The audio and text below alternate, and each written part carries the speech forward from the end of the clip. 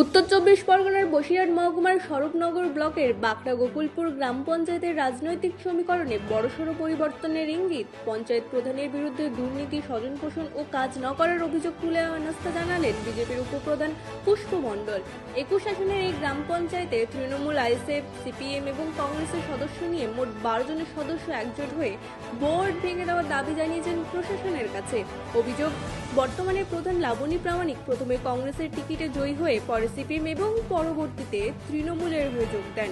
বিজেপির উপপ্রধানের দাবি, দীর্ঘদিন ধরে পঞ্চায়েতের উন্নয়নের কাজ বন্ধ, পাশাপাশি রয়েছে একাধিক দুর্নীতির অভিযোগ। পুষ্পমণ্ডল আরও জানান, স্বচ্ছ পঞ্চায়েত গড়ার লক্ষ্যে আমরা একজোট হয়েছি যাতে সাধারণ মানুষ সঠিক পরিষেবা পান।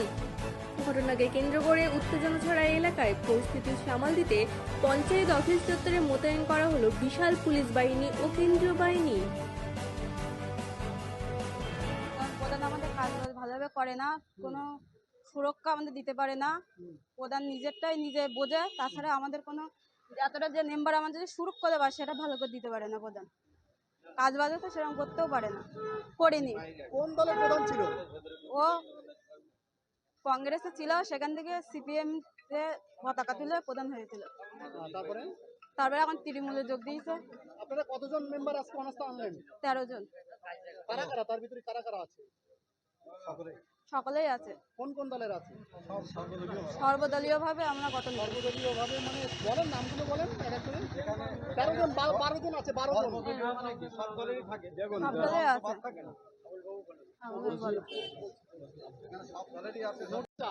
সমস্যা হলো আমাদের বাঁকড়া গোকুলপুর গ্রাম পঞ্চায়েতের প্রধান এবং তার স্বামী হাজব্যান্ড কৃষ্ণপদ প্রামাণিক, উনি আমরা দীর্ঘদিন পঞ্চায়েতের সদস্য হওয়ার পরেও এবং আমি একজন সঞ্চালক, তারপরেও কিন্তু আমাদের সঙ্গে আলোচনা না করে উনি নিজের মতো করে কাজ করতে চাইছেন এবং জনসাধারণের কোনো পরিষেবা উনি পেতেন না, কেউ পায় না এবং পঞ্চায়েতেও উনি আসেন না এবং পঞ্চায়েতের টোটাল কাজই ওনার হাজব্যান্ড উনি আসেন এবং পঞ্চায়েত ঠিকঠাক চলছেই না।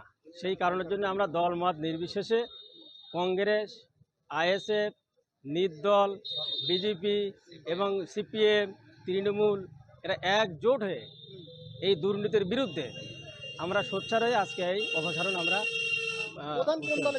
প্রধান ছিল